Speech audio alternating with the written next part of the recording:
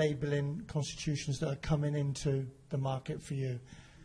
It's basically impacted a massive amount of people. So from your small producers that are selling products, they have to ensure that all their allergens are on their labels, to the larger conglomerates like your Pret a Manger's of this world, who bought, well, we all know why it came about. So yeah, anyone that's selling anything to the public in a pre-packaged way now has to adhere to the Natasha's Law, which came in October. Yeah, it's certainly raised the stakes, hasn't it? Which in the same way puts tremendous pressure on sometimes maybe a young and inexperienced, workforce. Is that sometimes either not a blocker but a bit of a challenge in how we introduce new people into the industry? Is it quite frightening, the responsibility that staff often have at such a young age? I mean, it depends how you look at it, really. That's why we're here, to be honest with you, is to help these businesses to understand what they have to do. We've got many people in our team that have been working in the food and drink industry for a lot of years, so they've got a lot of experience with labelling and the laws behind it. So if they've got any issues, they should just come to us and then we can help them. Thanks, Zoe. Right, we've been going solo for a while, so we're just going to have a quick game of musical chairs and let people come and join us. Is that okay?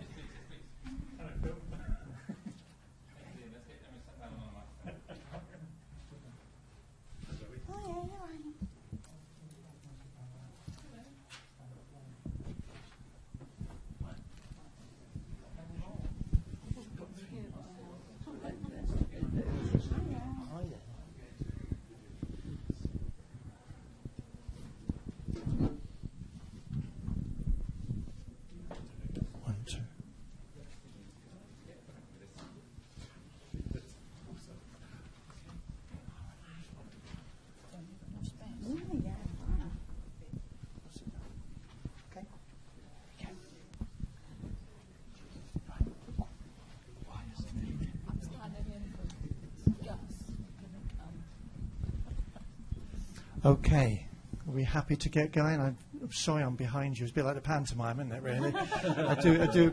Well, apparently we're totally out of shot there, apparently. So you sit down and I'll stand up. So apologies that you don't want to see me anyway. But Zoe's been absolutely brilliant, holding the fort. Thank you, Zoe. Can we just have a little bit of an intro from people? And at least, that helps us with our questioning and how we share things out a bit. Can I just start? Okay, I'm Peter Alves, farmer and cheesemaker based just up the road by the airport. We're making about 4,500 tonnes of cheese a year and developing markets around the world for most of the product. Hi everyone, my name is Marjane Mcrille. I am an entrepreneur that runs a social enterprise in Zambia, working with startups and SMEs, basically helping them to develop their ideas into viable businesses and become commercial. One of the things that we're doing right now is doing a countrywide project that is focusing on smart agriculture and climate action on renewable energy, and helping farmers convert their traditional farming techniques into smart and innovative farming structures. Other than that, I work with the African Union as a consultant, as well as the PFAN, which is a project that is financing climate action projects and smart agriculture projects across Africa. So I help with their business development and their marketing for Southern Africa and Southern and East Africa. And I am a mummy. Great. I'm John Harris. I'm from the Chartered Institute of Logistics and Transport. So we are a UK professional body that look after people working in public transport, passenger transport, freight, supply chain and logistics. We're also global, so we operate in around 40 countries, and I look after the training and professional development side outside of Europe for the rest of the world. They already know. You were here first. Yeah. Hello, I'm Barbara Hollyhead and I'm from the Department for International Trade. I and my colleagues work with companies right across the southwest of England, supporting them in their exporting efforts. Good afternoon, I'm Roger Mcrille. I'm an exporter of pork, high quality pork. I'm also a company formed called Sabre UK to develop companies who want to move and export, particularly into India, China and the Far East.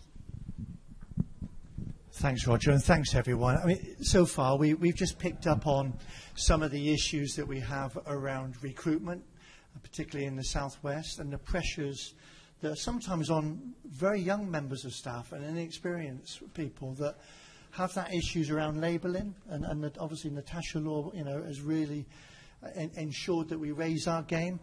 I think with the panel we've got now, one topic that seems to be shining out a lot is around transport, particularly with the pressures on our fuel at the moment. Maybe we could get a bit of a steer on how does that affect the West Country.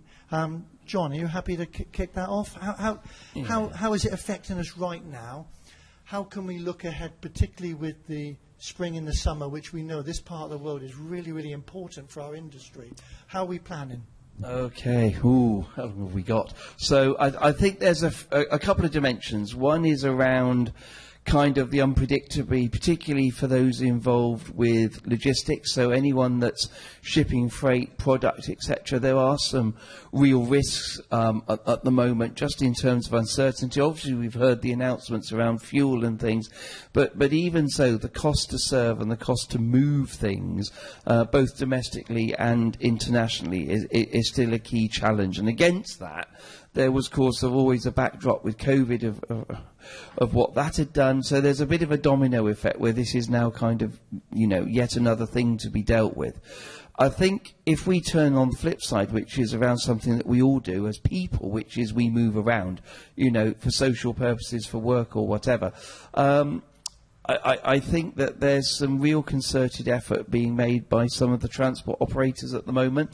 So one of the things that we're seeing, particularly if you've been listening to the radio or watching telly, you'll see after all the pandemic messages around personal safety and security, which is entirely right, the rail companies have really struggled to bring people back.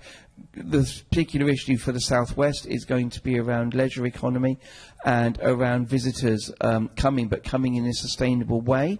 The difficulty is if you want to come by car, obviously there's a bit of an issue at the moment about fuel prices, and people might want their car for independent access around the region, but actually that's not good for the carbon of the region, and that's not good for sustainability. So some of the rail operators that we have seen being quite creative around how to bring people back onto the Great Western Network, onto the cross-country network. They're two dominant rail operators that serve the West Country as a whole. They're working really hard to think about creative ways to persuade people to feel confident about travelling again. They're looking at their pricing, because actually the leisure market has recovered to around about 70–80% of what it would have been, and in fact on some summer Saturdays some of the leisure lines are absolutely oversubscribed, particularly in Devon and Cornwall. However, the flip side of that is that the commuting is still running at half and less. The daily commute has really gone. What that means is that the peak pricing that used to be associated with rush hour, those revenues are not there anymore, and they've actually got to be able to move trains and move people around in a sustainable and economic way, but actually they can't price people out of it either. I would think, the transport operators, how you look cleverly at how you work with public transport operators, so once people get here, how they're moved around locally within your seaside towns and within the market towns, that's something we've really got to focus on. I'm a director of a community rail partnership. That means that we look after kind of local sustainable transport issues. For me, it's in Gloucestershire. There's one in Sevenside. There's one in Wiltshire. There's one down for Devon and Cornwall. The key issue there is around really trying to help local SME recovery by using rail creatively. I think there's some real opportunities there. Yeah. No, it's thinking differently. And Barbara, on a wider aspect, how is that going to affect particularly food prices, which is going to have such a knock-on effect of our region and our control measures for the high time? Well, I think we can already see how it's affecting us here in the UK, but when it comes to exporting, you've got, the costs of that are all going up as well, which of course will have an impact on whether you can actually sustainably export, sustainably from a profit point of view, export or not. It's really, it is a challenge for people, isn't it? I know Peter will have more to say on that, I think. Go, Peter. Yeah, thank you. I mean, it's from a cost of fuel basis. It's not just the transport that we have a problem with, really, as a food industry. The cost for electricity and oil for food production is rising so fast. It's pushing food prices forwards. And we are likely to see significant food price rises this year, further even than we've got so far. I know certainly from the dairy industry, we're needing a minimum of a 20% price increase with immediate effect, which has gone into most of the markets currently. But the forecast is that even though raw milk has gone from 28p a litre last year to 36p a litre this year, it's forecast to be at 40p a litre within the next 6 months, and possibly rising to 45. So, the cost movement that we're going to see in the marketplace is going to be massive. And so sustainability for food is going to be really important, and getting people to understand the value of it, and therefore transporting it and making sure that everything that is moved is used and valued is also going to be a really important point. Currently, we waste 30% of all the food that we move around the country. It isn't something that is a long-term sustainable situation. So we need to be able to make sure that we value the food that we've got and that we utilise it to its maximum. And do we do that enough in our Southwest menus?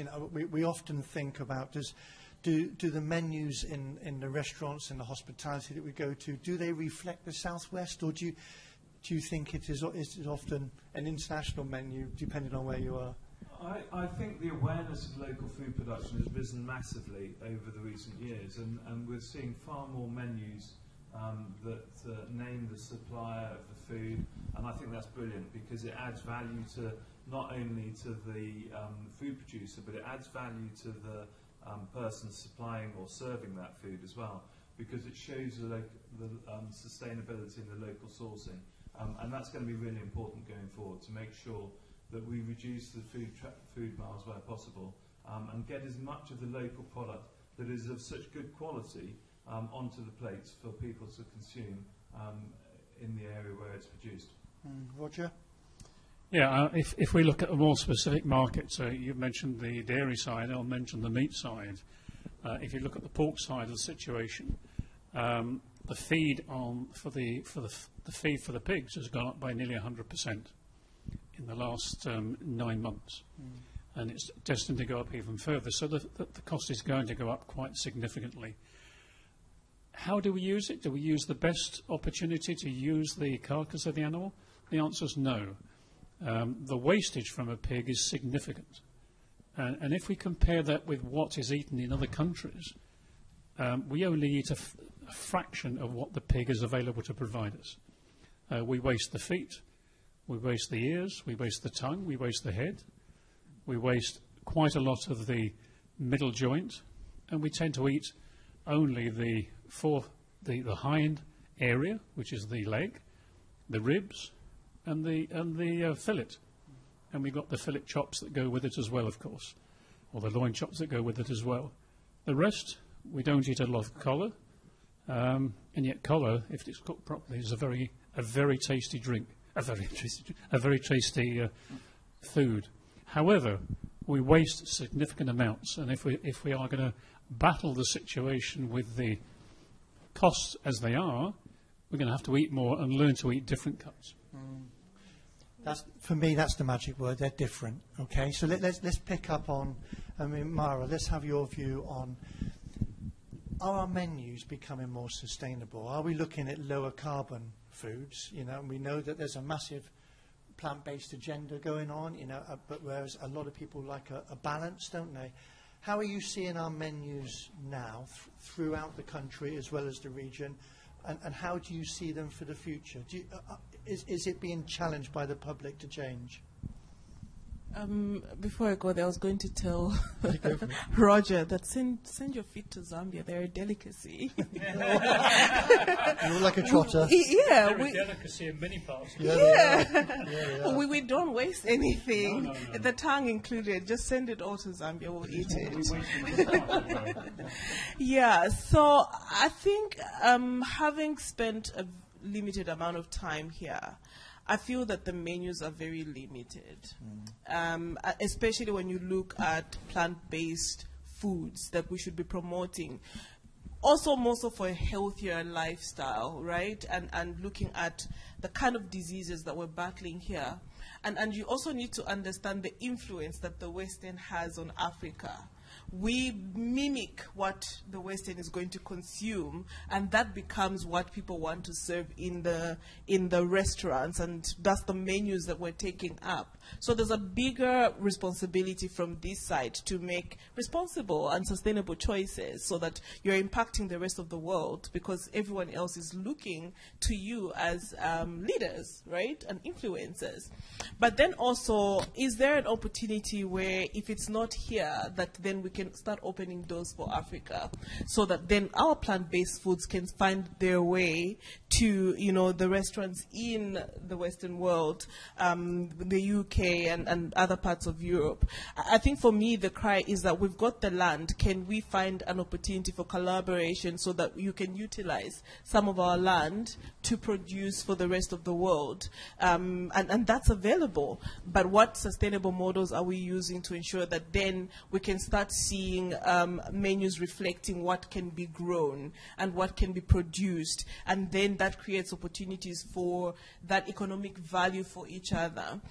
When we talk about import-exports, we do have most of the foods that you would require. We just don't have the market or sustainable opportunities for market penetration, and that's what we're looking for. But I think moving forward, the question would be: is there enough synergy for us to then have that access? And if there is, how much of it are we utilizing and where is it coming from? I think Africa is ready. I think we've positioned ourselves in such a manner that now we are trying to meet the global demand for exportation to these parts of the world. I think the idea now would be, would there be an opportunity also for investment so that we are meeting that demand sustainably, and that we're producing to meet the nutrition demands that you require. So I see a lot of opportunities for synergies, but also just taking advantage of what Africa has to produce now, and how we can then utilize that and create more value for the world to start seeing each other as more of a global partner, as opposed we've got what we're doing here and you can stay in your corner and continue doing what you're doing. So I think for me it's really, really trying to take advantage of these discussions so that we can create more access for our foods to find themselves on your tables and in your menus. Yeah. The role of influencer, I think, is becoming more and more, isn't it? And it's interesting how you say the Western world can influence Africa, but in a way, often your traditional dishes are now influencing different things that we serve. As an influencer, Zoe, you are a development chef. Your hands are on the tools, aren't they? How are you shaping the industry with the people that you talk to around sustainable menus and around, particularly younger people thinking differently and thinking about the future? I think it's at the forefront of everyone's minds when they're starting up their own food or drink business. When the businesses come to us at Foodworks, it's one of the first things that they talk about. It's like, I want to produce my product, but I want all of the ingredients to be from local suppliers. I want my packaging to be sustainable. So that message has definitely got through to all of these startups that I've been working with. and then it's just a case of filtering it through to the market, which it is working, but it's a slow process getting your product from the first idea on a scrap bit of paper to being at the local market or in a deli or on the supermarket shelf. So would you say that to be innovative, do people need to be brave and courageous, or do you think particularly the younger people coming through are more naturally innovative because they're being brought up in a world that we have world foods here now, don't we, rather than just thinking about our own region? Yeah, I mean, it's not just the young people that are coming through and being innovative. It's everyone, basically. Because of Brexit and COVID, people's jobs have changed dramatically over the past couple of years, and so people have been able to start their new careers in food that they may not have been in before. So yeah, it's not just the younger side of things. It's basically everyone that's coming through that are being innovative, and there's various ways that they can do that, and various funds and opportunities as well to help them along the way. So what other innovations are out there? What's affecting particularly our farming industry? We talked about transport. What else is out there that you think is changing the way we do things? I mean, on a farming point of view, are you looking differently about what you can do for the region and for the country, or is it much the same? Yeah, I mean, the technology that we're seeing is growing all the time, and that's one of the key things. You look around the world and you see how different countries grow their products and what the innovations are they're using, to be able to apply fertilizers more efficiently, to use pesticides more responsibly, reduce the use of antibiotics and that sort of thing. All of those things are developing and growing.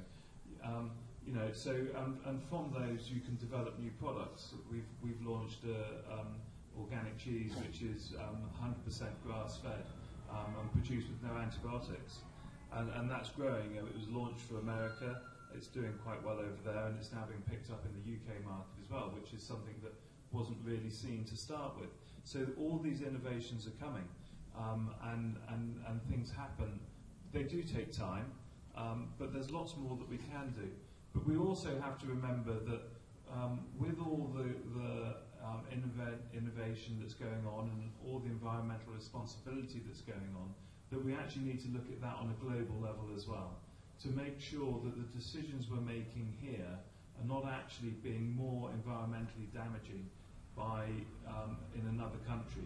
So if we take properly productive land out of production in the UK, for instance, to rewild or something like that, are we importing more food because of that from a different country where the environmental legacy is actually more damaging than if we produce the same food in this country? And that's something that I think we need to look at on a global scale, because I don't think we're really understanding that picture fully at this time. And when Henry Dimbleby released the National Food Strategy, it made all the wrong headlines, didn't it, really? It talked about sugar and salt, didn't it? But what are people's view around, the way that people should think differently, the way we look after, our, as you say, our farming industry, to ensure that we start to create what we require? I think what we need to remember is that most of us are actually wanting a balanced diet. We want a little bit of everything. And that for a lot of people is important. And to make sure that when we consume the food, that we know what it is, where the provenance of that food is, what the values of that product are, so that we can actually make an informed decision on whether or not it's something that we want to consume. And therefore we can start making the right decisions. At the end of the day, consumers drive everything that is on the shelf. It's as simple as that. If they want something that's full of salt and sugar, it's on the shelf because people demand it. And so we have to make sure that people understand the consequences of what they're actually asking manufacturers to produce. It can't just be driven from a manufacturing point of view. As a business, we're responding, we're providing products that customers ask for.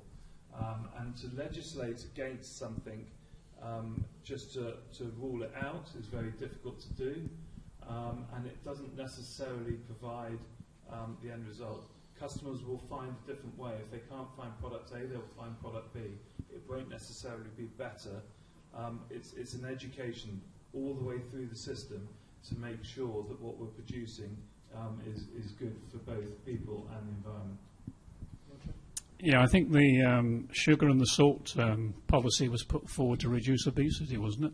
Not necessarily to improve the quality of the product or the farming that we have. From the point of view of what could and shouldn't be done, I mean, we've got cheap food. Now, that cheap food is going to obviously increase in price the way things are going. The question is how to get that balanced diet that is necessary for us to live effectively and healthily. And as was said, if we don't do it efficiently, then and we waste the land that we have to be able to do it, and other countries will. And we've got to keep our competitive position at the same time. So there's a competitive edge that we need to keep hold of, because whilst we are able to eat at home, and hopefully we can eat more healthily, we also remember we need to export because we also import. So there's a balance between import and export of food and drink that we need to maintain without making ourselves uncompetitive because of legislation that pushes us in the wrong direction. Mara, how do we help to educate people with what Peter and Roger were sharing about balanced diet and ensuring that there are choices out there? It's obvious from what Zoe was saying, that we've got the young people coming through, but we've also got other people that have changed their jobs. And we need to re-educate the public, don't we, in what we have on menus and what's available. How do we go about that? I think one of the first things that we need to do is what are the biggest influencers? What stories are we telling on TVs, on radios? Who is the biggest selling companies? We've got McDonald's, we've got all these fast foods that put in a very, very big budget for marketing. So are we then supporting the businesses that promote a healthier lifestyle for them to market their products even better and market them widely? And then the other bit also is basically just creating that value proposition. What are the health benefits that we are promoting? What are the business opportunities? Because the producers of these healthy foods, or, when we're promoting the healthy lifestyle, we're basically also indicating that this is someone that is out of a job and now has found a new business opportunity. And now you can talk about, redirecting the job opportunities, and you don't have everyone working in one industry because now they have an opportunity to have a job. So I think it's all in the packaging and how we package the messaging. The other thing I think that has worked in Africa is you're looking at what the government is promoting as well. I think governments have a responsibility to create better systems, better legislation for businesses that are trying to promote a healthier lifestyle. So it becomes something that is driven by political will, especially when it comes to, when I talk about African countries, it's driven by political will and how the government is then positioning these small to medium businesses that are trying to promote, healthier foods. I think the other factor also would be young people, using young people as influencers. Yeah, we've got older people that have diabetes and now they're trying to change their eating habits. But young people always set the trend. So how are we utilizing the younger demographic for them to become influencers and drivers of conversations around how we should, adopt new ways of doing things and new ways of eating? So it's a whole big scenario, especially on who is driving the message and why are they driving that message. So we can change the narrative by getting more support, more investment, and better messaging around businesses that are driven by small to medium businesses and startups on how they can promote their foods. Luckily, one of the businesses that we're supporting, it's a vegan food company, and they're doing indigenous vegetables, and they make such amazing plant-based foods. We managed to get them to go to the Dubai Expo, which is happening currently. We managed to get them to go there and exhibit their products, and we've managed to get them funding from Dubai because they went to the World Investment Forum. We managed to get them financing from there. So it's how are we then as enablers pushing some of these businesses to get them into platforms where they can get recognized, and then they can get the right kind of investment for them to, scale and grow. I think it's all a value proposition and a business agenda, and who's pushing the pocket.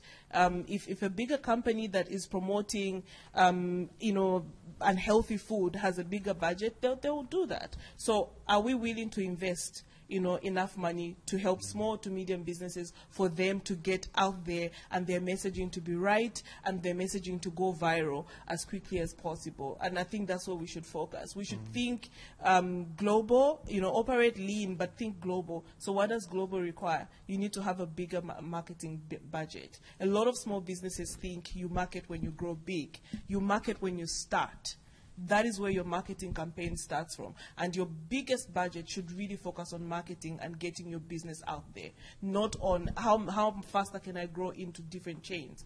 The more your message is out there, the more your product is on people's thoughts and people's lips, the bigger you are going to go and the faster you're going to scale. So it's basically also just business modeling that we can support MSMEs or SMEs. We've only got a couple of minutes left, so I'm going to give a couple of one-liners, if that's okay. John and Barbara and Zoe can finish things off as she kicked it off. What's the biggest driver now going to be for us? What's going to affect, the lifestyles for food and drink, particularly in this part of the world, over the coming months? John, over to you first. Yeah, I think it's going to be. There's something here around people being really well educated in their choices. I think COVID and all the other things that have gone on has subtly made people think more about their sustainable choices generally. So that's everything from what I drive to where I spend my leisure time, all of those things. I think food and drink is just naturally a part of that continuum. I think there'll be more emphasis on personal responsibility. I do think that there's something that has to happen to make it easier even here for small enterprises and micro businesses to break into the market more quickly, because I hear exactly what you're saying, Myra, about being out there. But one of the challenges we'd have even here is the rate that an organisation that sees something new and innovative can just grab hold of it and fly with it. I think there's a responsibility for organisations like our own to try and give that education, that framework, that acceleration support, so that they don't feel that they have to almost go through huge numbers of hoops before they can actually be visible. I think if you can allow that to happen, you'll see much more growth in sustainability-driven SMEs and a more receptive public to it as well. Thank you, John. Barbara? I usually think about things from an export point of view, but I'm not at the moment. I'm thinking about eating. I